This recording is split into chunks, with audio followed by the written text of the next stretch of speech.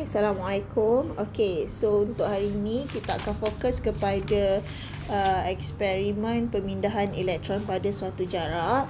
So sebelum saya pergi kepada eksperimen tersebut berdasarkan modul yang saya bagi sebelum ni, kita kenal dulu ejen penurunan dan juga ejen pengoksidaan.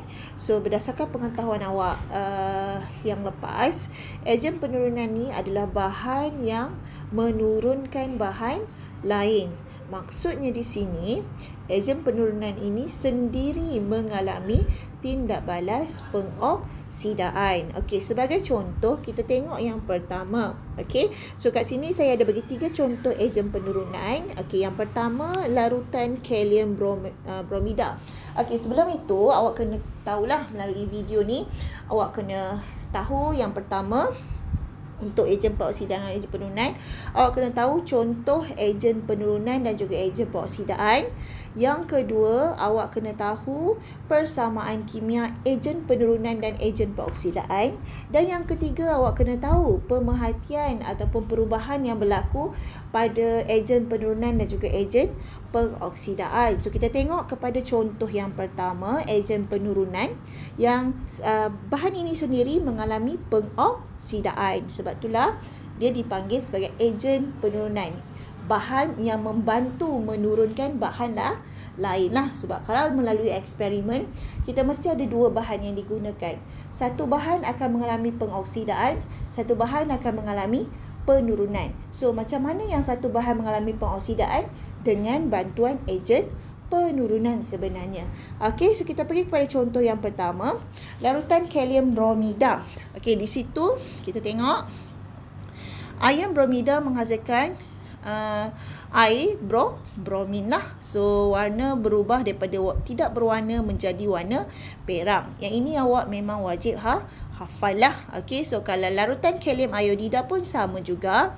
Okey, persamaan kimianya dan juga perubahan warna daripada tidak berwarna kepada warna perak. Kat situ awak dah dapat hint sikit lah di mana sama saja untuk KBr dengan KI. Okey, so yang ketiga, larutan ferrum 2 sulfat. So bila awak gunakan larutan ferrum 2 sulfat, ion yang terlibat adalah ion ferrum 2. Okey, so ferrum 2, ion ferrum 2 akan berubah menjadi ion ferrum 3. So bila awak tengok kat situ sendiri, okey, ion ferrum 2 dan ion ferrum 3. So kat situ awak boleh nampak daripada nombor peroksidan plus 2 ke nombor peroksidan plus 3.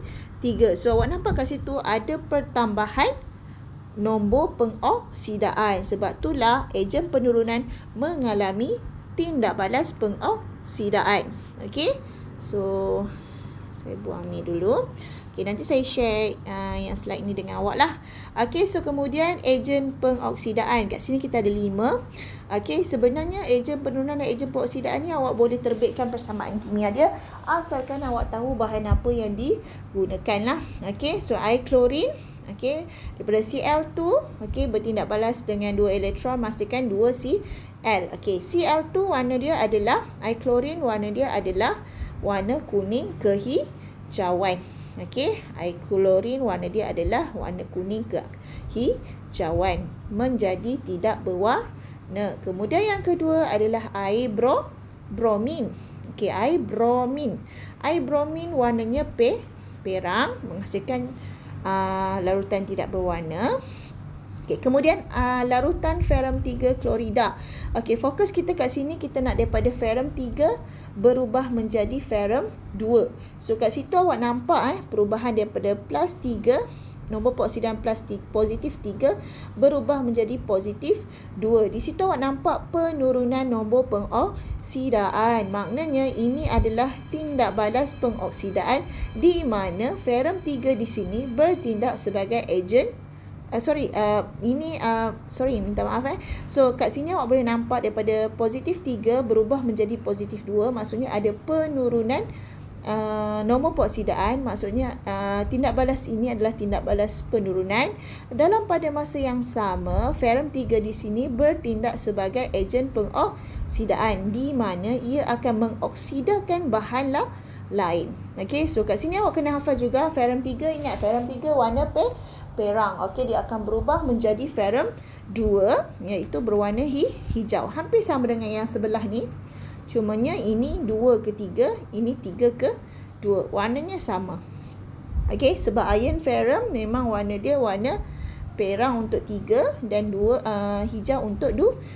Okey, kita pergi kepada contoh keempat, ejen peroksida contoh keempat, iaitu larutan kalium manganat 7 berasid, iaitu KMnO4 berasid. Okey, yang ini awak memang kena hafal.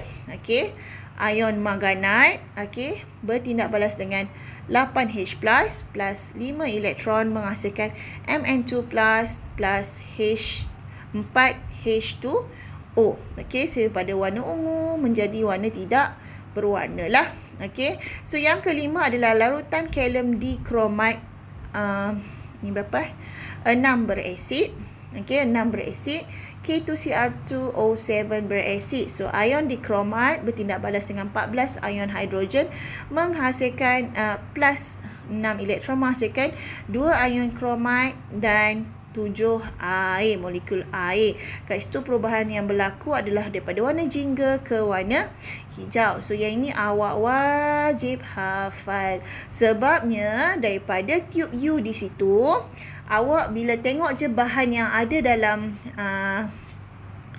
tube U tersebut, awak boleh terus detect yang mana ejen penurunan, yang mana ejen pengoksidaan, yang mana yang akan mengalami penurunan, yang mana akan mengalami pengoksidaan. So awak wajib hafal persamaan kimia, bahan untuk dua-dua ejen, persamaan kimia dan juga pemerhatian.